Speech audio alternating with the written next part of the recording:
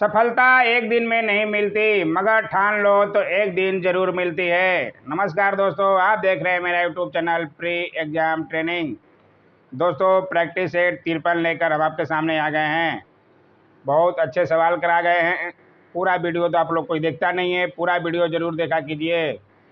अगर सफलता प्राप्त करनी है तो ज़रूर देखिए पूरा वीडियो। लाइक, शेयर और सब्सक्राइब करते रहिए। आइए देखें, आज भी 45 सवाल कराए गए हैं। आप कितना सही करते हैं, कुछ ही लड़के जो है जवाब दे पाते हैं, उनका ही कॉन्फिडेंस झलकता है। बाकी देखने वाले क्या करते हैं, वो लोग भी जवाब देना सीखें, तभी आपका कॉन्फिडेंस बढ़ेगा। ये देखें पहला सवाल, 6वीं शताब्दी ईसा पूर्व में बिंबिसार किस पर राज करता था? बहुत अच्छा सवाल है, सब लोगों को पता होना चाहिए, खासकर बिहार के स्टूडेंट को। हर्यक वंश का संस्थापक बिंबिसार मगध की गद्दी पर 544 ईस्वी ईसा पूर्व में बैठा था। मगध, ध्यान रखिएगा, मगध। उनकी राजधानी राजगिरी यानी कि राजगीर थी। गिरिब्रज भी बोला जाता था उसको। उन्होंने मगध पर 52 वर्षों तक शासन किया था। इसके अनुसार पहला ही जवाब बहुत इजी था क्वेश्चन, इसलिए मगध। आइए देखिए अगला सवाल, एसी को डीसी में रूपांतरित करने के लिए निम्न युक्ति काम में ली जाती है। एसी को डीसी में बदलने के लिए कौन सा काम में लिया जाता है? इसका सही जवाब है दृष्टकारी। ध्यान रखिएगा, प्रत्यावर्ती धारा एसी को दृष्ट धारा डीसी में परिवर्तित करने हेतु दृष्टकारी रेक्टिफायर अथवा पीएन जंक्शन डायोड का प्रयोग किया जाता है। ट्रांसफार्मर का प्रयोग विद्युत वोल्टता यानी कि एसी को उच्च अथवा निम्न करने के लिए किया जाता है। इसके अनुसार सही जवाब आपका दृष्टकारी। आइए देखें अगला सवाल, गोबर गैस में मुख्यतः निम्न होती है। गोबर गैस में क्या होता है? बहुत बार बताया गया है, गोबर गैस में मीथेन CH4 का 55% भाग, कार्बन डाइऑक्साइड का 35% भाग, हाइड्रोजन H2 का 7.5% भाग, नाइट्रोजन का 2.4% भाग तथा अल्प मात्रा में जल व अन्य गैस पाए जाते हैं। सबसे ज़्यादा जो है मीथेन पाया जाता है। मुख्यतः निम्न होती है, इसके अनुसार मुख्य में जो है मीथेन आता है, ध्यान रखिएगा। आइए देखिए अगला सवाल, जब एक प्रकाश किरण वायु से कांच की सिल्ली में प्रविष्ट होती है तो क्या होता है? बहुत अच्छा सवाल है। जब प्रकाश सघन माध्यम यानी कि कांच में प्रवेश करती है तो तरंग दैर्घ्य घटता है, ध्यान रखिएगा, तथा वेग भी घटता है, परंतु आवृत्ति में कोई बदलाव नहीं होता है।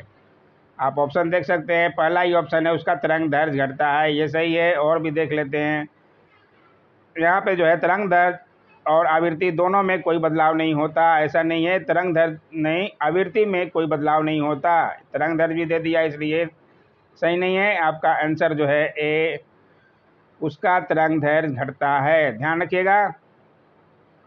आइए देखिए अगला सवाल, सीमांत गांधी किसे कहा जाता था? सीमांत गांधी का नाम जानते होंगे।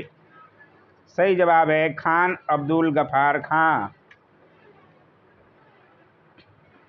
सब बच्चे जानते होंगे, खान अब्दुल गफ्फार खां सीमांत गांधी के नाम से प्रसिद्ध थे। रॉलेट एक्ट सत्याग्रह के समय वे राष्ट्रीय आंदोलन से जुड़े। 1929 ईस्वी में उन्होंने बहिष्कार वर्ग के लोगों के उत्थान के लिए खुदाई खिदमतगार नामक संगठन बनाई। ये भी बहुत प्रसिद्ध क्वेश्चन है, खुदाई खिदमतगार। आप नोट कर सकते हैं किसने बनाई थी, ये खान अब्दुल गफ्फार खां का था, ध्यान रखिएगा। नोट करते हुए चलें, जो नोट करते हुए चलेगा उसी को फायदा होगा दोस्तों। सिंधु घाटी सभ्यता की प्रकृति कैसी थी? सिंधु घाटी की खोज राय बहादुर दयाराम साहनी ने 1921 ईस्वी में की थी। सब लोगों को पता होना चाहिए। सिंधु सभ्यता को पाक ऐतिहासिक अथवा कांस्य युग में रखा जा सकता है। यह सभ्यता नगरीय सभ्यता थी। इसके अनुसार प्रकृति कैसी थी? सही जवाब नगरीय। ध्यान रखिएगा। आइए देखिए अगला सवाल। निम्न में से किस वर्ष को भारतीय स्वतंत्रता के प्रथम युद्ध की तिथि माना जाता है? भारतीय स्वतंत्रता के प्रथम युद्ध की तिथि। बहुत अच्छा सवाल है। इसका सही जवाब है 1857। सब लोग वाकिफ होंगे इससे। आइए देखिए अगला सवाल। कठोर जल में निम्न धात्विक तत्व होते हैं। कठोर जल में कौन कौन से धात्विक तत्व होते हैं? इसका सही जवाब है सी, कैल्शियम, मैग्नीशियम तथा आयरन। ध्यान रखिएगा। जल की कठोरता दो प्रकार की होती है, अस्थायी कठोरता और अस्थायी कठोरता। अस्थायी कठोरता में कैल्शियम तथा मैग्नीशियम के बाइकार्बोनेट होते हैं और अस्थायी कठोरता में कैल्शियम, मैग्नीशियम के सल्फेट, क्लोराइड, नाइट्रेट, आयरन आदि विद्यमान होते हैं। आइए देखिए अगला सवाल। मौर्य वंश में अंतिम शासक कौन था? पहला और अंतिम, हर वंश का ध्यान रखना पड़ेगा आपको, बहुत बार ये पूछा जाता है। मौर्य वंश के संस्थापक चंद्रगुप्त मौर्य चाणक्य की सहायता से किए थे, घनानंद को हराकर। मौर्य वंश का अंतिम शासक बृहद्रथ था, जिसकी हत्या उसके सेनापति पुष्यमित्र शुंग ने 185 ईसा पूर्व में करके ब्राह्मण वंश यानी शुंग वंश की स्थापना की थी। नहीं जानते हैं तो ज़रूर नोट कर लीजिए। इसलिए इसमें जो है आपका ऑप्शन तो दिया नहीं है, इसके अनुसार ई ऑप्शन हो जाएगा अंतिम।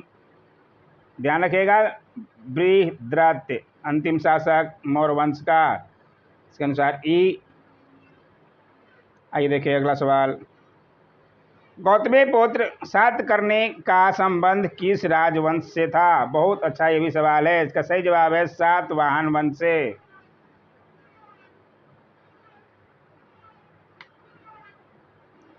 ध्यान रखिएगा, सातवाहन वंश की स्थापना 60 ईसा पूर्व में सिमुक ने सुशर्मा की हत्या कर की थी। इस वंश की राजधानी प्रतिष्ठान आंध्र प्रदेश के औरंगाबाद जिले में थी। इस वंश के प्रमुख शासक सिमुक, सातकर्णी, गौतमीपुत्र सातकर्णी, वशिष्ठ पुत्र आदि थे। ध्यान रखिएगा। आइए देखिए अगला सवाल। निम्नलिखित में से कौन मौर्य शासक अशोक की रानी थी? अशोक बहुत ही प्रसिद्ध, इनकी रानी कौन थी? मौर्य सम्राट अशोक की 5 पत्नी थी। आप नोट कर सकते हैं। देवी कारुवाकी, पद्मावती, असंघमित्रा तथा तिस्यरक्षा।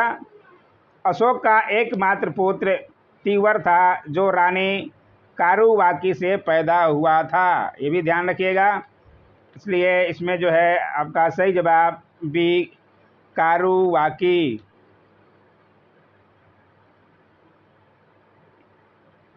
आइए देखिए अगला सवाल। पांचों का नाम आप नोट कर सकते हैं। सरल सूक्ष्मदर्शी में निम्न होता है। सरल सूक्ष्मदर्शी में क्या होता है? का सही जवाब है कम फोकस दूरी का उत्तल लेंस।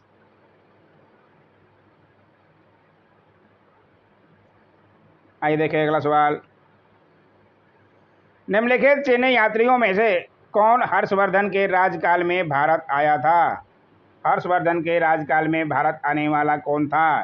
सही जवाब है ह्वेन-सांग। ध्यान रखिएगा, पहले भी बताया जा चुका है ये क्वेश्चन। आइए देखिए अगला सवाल। किस गुप्त शासक ने शकों को पराजित किया और इस कारण शकारी कहलाया?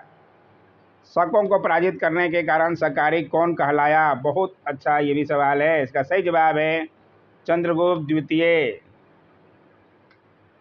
ध्यान रखिएगा, जिनको कि विक्रमादित्य भी कहा जाता था। चंद्रगुप्त द्वितीय ने शकों पर विजय प्राप्त किया तथा इस उपलक्ष्य में चांदी के सिक्के भी चलाए। आइए देखिए अगला सवाल। थानेश्वर राजधानी थी, थानेश्वर किसकी राजधानी थी? का सही जवाब है वर्धनों की। ध्यान रखिएगा, वर्धन जो है वंश यानी कि पुष्यभूति वंश का संस्थापक पुष्यभूति था। इसकी राजधानी थानेश्वर हरियाणा के अंबाला जिले में थी। बाद में हर्षवर्धन ने शशांक को पराजित करके कनौज को राजधानी बनाया। ये ध्यान रखिएगा। आइए देखिए अगला सवाल। सिंध पर सफल आक्रमण करने वाला प्रथम अरब कौन था? सिंध पर सफल आक्रमण करने वाला, इसका सही जवाब है मोहम्मद बिन कासिम। नाम ध्यान रखिएगा। 712 ईस्वी में मोहम्मद बिन कासिम के नेतृत्व में अरबों ने सिंध पर सफल आक्रमण किया। इस समय अरब पर दाहिर का शासन था। पूरी बातें आप नोट कर सकते हैं, बहुत अच्छा सवाल है। अंतःस्रावी ग्रंथियों के निम्न में से क्या स्रावित होता है? बहुत अच्छा ये सवाल है।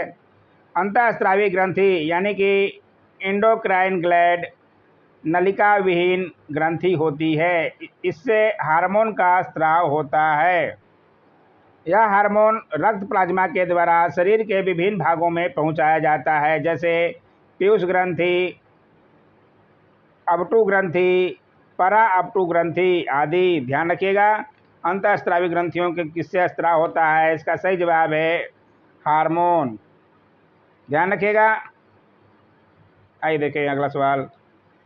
सुलह कुल की नीति किसके द्वारा अपनाई गई थी? बहुत अच्छा ये भी सवाल है। इसी तरह के सवाल अधिकतर पूछे जाते हैं एग्जामों में। इसका सही जवाब है अकबर। ध्यान रखिएगा, सुलह कुल की नीति अकबर ने चलाई थी,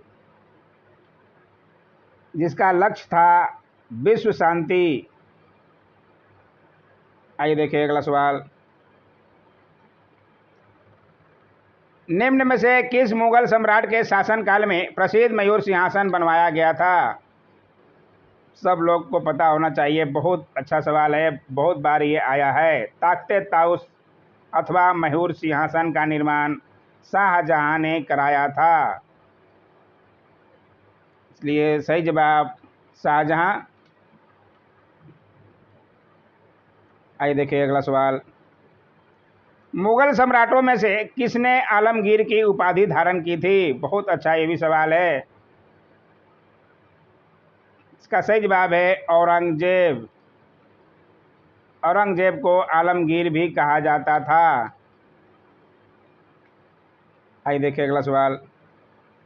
ब्रिटिश काल में भारत में हिंदू विधवा पुनर्विवाह कानून के लिए किसे श्रेय दिया जाता है? ये भी क्वेश्चन कितनी बार आया है, आप ये देख सकते हैं पूरा ऑप्शन।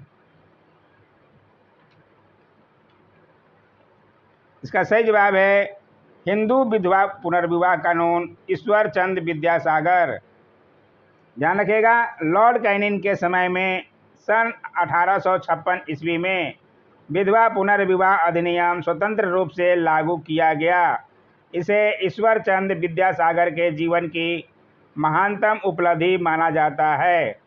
हालांकि राजा राम मोहन राय ने भी विधवा विवाह को प्रोत्साहित किया था, लेकिन इसका उद्देश्य सती प्रथा का उन्मूलन था। राजा राम मोहन राय ने सती प्रथा का उन्मूलन किया था लॉर्ड विलियम बेंटिंक की सहायता से।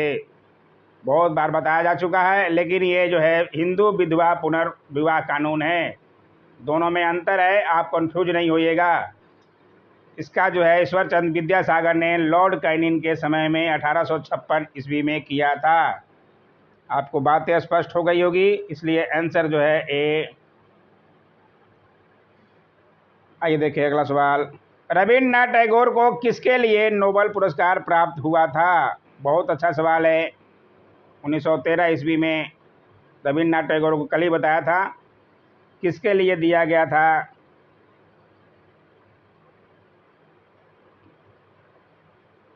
रविन्द्रनाथ टैगोर ने 1910 ईस्वी में प्रसिद्ध ग्रंथ गीतांजलि लिखा था। इसके अतिरिक्त the religion of man, creative unity एवं पर्सनैलिटी आदि साहित्य की रचना इन्होंने की थी। गीतांजलि की रचना के लिए उन्हें 1913 ईस्वी के साहित्य का नोबेल पुरस्कार दिया गया था।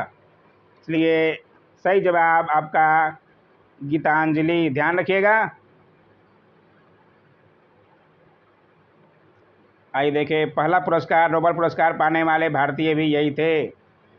सत्यशोधक समाज का संस्थापक कौन था? ये भी एक सवाल बहुत बार देखा गया है। इसका सही जवाब है ज्योतिबा फूले। ध्यान रखिएगा, सन 1873 ईस्वी, नोट कर सकते हैं आप क्योंकि डेट भी पूछता है एग्जामों में। 1873 ईस्वी में ज्योतिबा फूले ने सत्यशोधक समाज की स्थापना की थी। आइए देखें अगला सवाल, भारत में प्रथम महिला विश्वविद्यालय की स्थापना किसने की? प्रथम महिला विश्वविद्यालय की स्थापना जुलाई 1916 में पुणे में धोनरे केशव के कारवे ने महिलाओं के उत्थान के लिए स्कूल शुरू किया। इसके पश्चात 1920 ईस्वी में इसका नाम श्रीमती नाथीबाई दामोदर महिला विश्वविद्यालय रखा गया। इस विश्वविद्यालय की 2 शाखा है।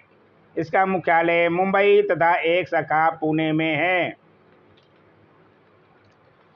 इसलिए सही जवाब आप समझ सकते हैं ए डी कर्वे।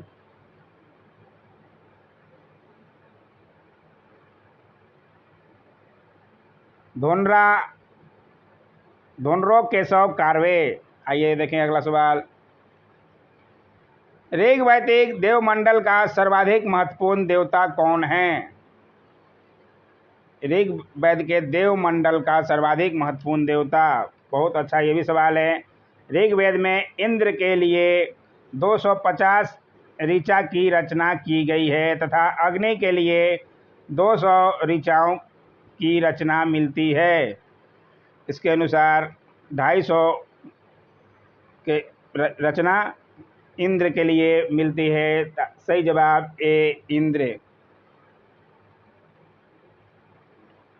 आइए देखें अगला सवाल, अनुलोम विवाह का वह प्रकार है जिसमें वधू वर को के वर्ण से खाली स्थान वर्ण से संबंधित है। किस वर्ण से संबंधित रहता है? उच्च, निम्न, समान या अज्ञात?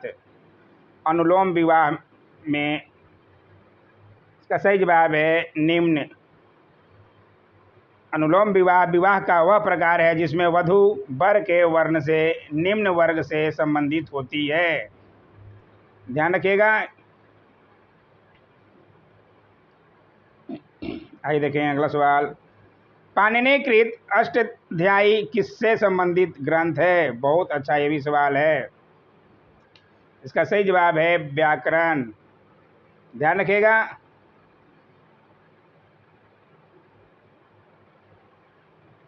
आइए देखिए अगला सवाल, मृच्छकटिकम का लेखक कौन है?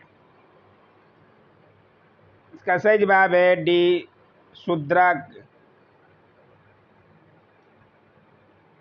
मृच्छकटिकम के लेखक क्षुद्रक हैं। इसके अतिरिक्त विशाखदत्त कृति भी क्षुद्रक की ही है। मृच्छकटिकम का अर्थ मिट्टी की गाड़ी होता है। आइए देखें अगला सवाल, त्रय का अभिप्राय है। त्रय का अभिप्राय क्या है?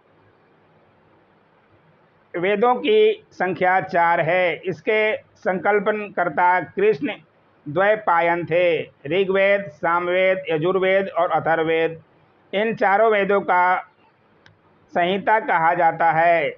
इनमें ऋग्वेद, यजुर्वेद एवं सामवेद के सम्मिलित संग्रह को वेद त्रय कहा जाता है। यानी कि वेद त्रय 3 वेदों को कहा जाता है। इसलिए सही जवाब आपका ए 3 वेद। 3 वेद कौन कौन से हैं ये भी आप नोट कर सकते हैं, ऋग्वेद, यजुर्वेद एवं सामवेद। इसमें अथर्ववेद नहीं आता, उनको त्रय कहा जाता है। आइए देखें अगला सवाल, किताब उल हिंद किसकी रचना है? बहुत बार ये भी सवाल आता है, पहले भी सेटों में आ चुका होगा। अल बरूनी महमूद गजनवी के साथ भारत आया था। अरबों में लिखी गई पुस्तक किताब उल हिंद या तहकीक तहकीक ए हिंद, नाम ध्यान रखिएगा, यानी कि भारत की खोज आज भी इतिहासकारों के लिए महत्वपूर्ण स्रोत है। इसलिए सही जवाब आपका बी अल बरूनी।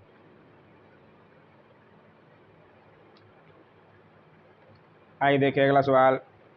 निम्नलिखित ग्रंथों में से अमीर खुसरो ने किसकी रचना की थी? अमीर खुसरो की रचना कौन सी थी? इसका सही जवाब है सी नूर सिपहर।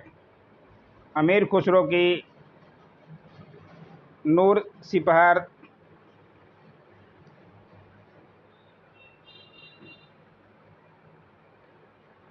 अमीर खुसरो का मूल नाम मोहम्मद हसन भी था, ये भी ध्यान रखिएगा। वह बलबन से लेकर मोहम्मद तुगलक तक दिल्ली सुल्तान के दरबार में रहे थे। आइए देखिए अगला सवाल। सूफीवाद किससे घनिष्ठता संबंधित है? सूफीवाद किससे घनिष्ठता संबंधित है? सूफीवाद इस्लाम के भीतर ही एक सुधारवादी आंदोलन के रूप में ईरान से शुरू हुआ था। सूफी शब्द का अर्थ है पवित्रता। जो लोग सूफी संतों का शिष्यता ग्रहण करते थे उन्हें मुरीद कहा जाता था। भारत में चिश्ती एवं सुहरावार्दी सिलसिले की जड़ें काफ़ी मजबूत थी। इसलिए जो है सूफीवाद का सही जवाब है डी इस्लाम धर्म। आइए देखिए अगला सवाल। समर्थ रामदास किसके गुरु थे? समर्थ रामदास किसके गुरु थे? इसका सही जवाब है ए शिवाजी के गुरु समर्थ रामदास थे। मराठा शासक शिवाजी के आध्यात्मिक गुरु रामदास तथा राजनीतिक गुरु कोंडदेव थे, ये भी आप ध्यान रखिएगा। राजनीतिक गुरु कोंडदेव और आध्यात्मिक गुरु रामदास थे। आइए देखिए अगला सवाल। निम्नलिखित भक्तिकालीन संतों में से कौन कृष्ण का आराधक नहीं था? कृष्ण का आराधक कौन इसमें से नहीं था? मीराबाई, चैतन्य, सूरदास, कबीर। बहुत अच्छा ये भी सवाल है। इसका सही जवाब है डी कबीर नहीं थे। कबीर का जन्म 1440 ईस्वी में वाराणसी में हुआ था। इन्होंने एकेश्वरवाद में अपनी आस्था व्यक्त की। कबीर की वाणी का संग्रह बीजक यानी कि शिष्ट धर्मदास द्वारा संकलित नाम से प्रसिद्ध है। बीजक, ध्यान रखिएगा। आइए देखिए अगला सवाल। दो पत्रिकाओं नवजीवन तथा यंग इंडिया का संपादन किसने किया था? बहुत अच्छा ये भी सवाल है। नवजीवन तथा यंग इंडिया दोनों का दे दिया एक ही जगह, तो आप उनका नाम जरूर नोट कर लीजिए। बहुत अच्छा सवाल है। Young India, Harijan, Navjivan, Hind Swaraj, my experiment with true Mahatma Gandhi से संबंधित पत्रिकाएं एवं पुस्तकें हैं। आप पूरा नोट कर लीजिए, ये बार बार सवाल बनता है हर तरह के एग्जाम में। इसलिए सही जवाब जो है आपका ए महात्मा गांधी। इजी था लेकिन डिफ़िकल्ट भी था कुछ लोगों के लिए। निम्नलिखित में से कौन जुड़वा नगर के नाम से जाना जाता है? जुड़वा नगर के नाम से कौन जाना जाता है? इसका सही जवाब है हैदराबाद, सिकंदराबाद। आइए देखिए अगला सवाल। छोटा नागपुर किस राज्य का नाम भाग है? छोटा नागपुर का पठार भी सुने होंगे। छोटा नागपुर किस राज्य का भाग है? इसका सही जवाब है झारखंड में छोटा नागपुर का पठार भी है। छोटा नागपुर भी जगह है, झारखंड में चला गया, पहले बिहार का ही हिस्सा था। आइए देखिए अगला सवाल। सोन नदी का स्रोत कहाँ है? सब लोग जानते होंगे, बहुत बार बताया गया है, अमरकंटक। मैकाले की पहाड़ी अमरकंटक से सोन नदी, नर्मदा नदी और महानदी निकलती है। आइए देखिए अगला सवाल। निम्नलिखित में से कौन एक प्रवाल द्वीप है? इसका सही जवाब है लक्षद्वीप। ध्यान रखिएगा। आइए देखिए अगला सवाल। जवाहरलाल नेहरू बंदरगाह कहाँ पर स्थित है? जवाहरलाल नेहरू बंदरगाह महाराष्ट्र में मुंबई के दक्षिण में स्थित है, जिसे नवा सेवा नाम से भी जाना जाता है। यह भारत में सबसे बड़ा कंटेनर पोर्ट है। मुंबई बंदरगाह से दबाव कम करने के लिए भारत के सर्वश्रेष्ठ बंदरगाह के रूप में इसकी स्थापना की गई थी। इसलिए सही जवाब आपका इसमें तो दिया नहीं है, क्योंकि ये महाराष्ट्र के मुंबई में है, मुंबई कहीं दिया नहीं है। इसलिए ऑप्शन आप समझ सकते हैं ई जाएगा। ये बीपीएससी का ई ऑप्शन बहुत खतरनाक इसीलिए है।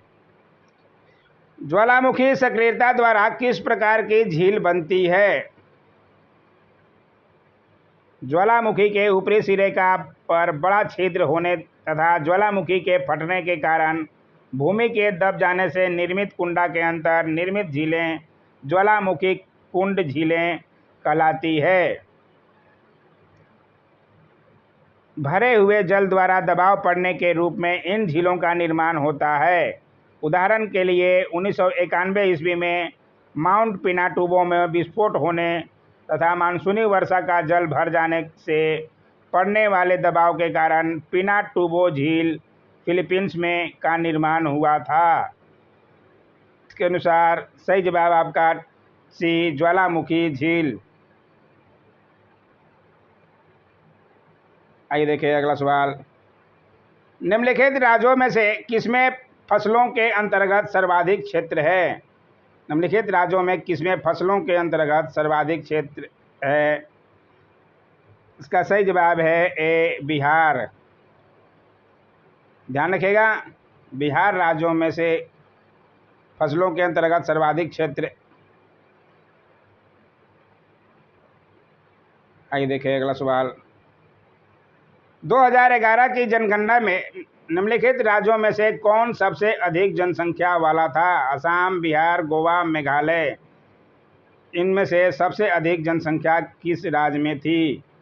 बहुत अच्छा ये भी सवाल है। सही जवाब सब लोगों को पता होगा, अपना बिहार, क्योंकि यहाँ जो है अभी भी गांव में भगवान भरोसे है। बोलते हैं भगवान देता है बच्चे, ऐसी सोच रखने वाले अनपढ़ गंवार। आम्र वर्षा क्या है?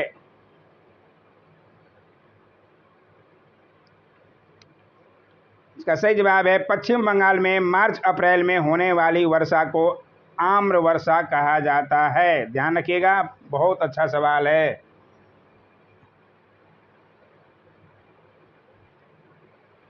आइए देखिए आज का आखिरी सवाल, 45 सवाल हो गए। वर्तमान बिहार राज्य किस वर्ष बनाया गया? वर्तमान बिहार जो है 2000 में बटा, जिसके बाद झारखंड और बिहार अलग अलग हो गए। तो वर्तमान बिहार पूछ रहा है तो 2000 ईस्वी। बहुत इजी सा सवाल था, लेकिन बच्चे बहुत कंफ्यूज भी होते हैं, इसलिए ध्यान रखिएगा। ये देखिए आंसर की भी दिया हुआ है, आपको चाहिए आराम से क्वेश्चन देख के आंसर देख के सही करना। आप टेलीग्राम ज़रूर ज्वाइन कीजिए। आज का वीडियो आपको कैसा लगा? कुछ ना कुछ तो सीखने को मिला ही होगा। अगर कुछ सीखे, कुछ दिल में जगह बना पाए तो लाइक और शेयर और चैनल को सब्सक्राइब ज़रूर कीजिए। आज का वीडियो देखने के लिए बहुत बहुत धन्यवाद।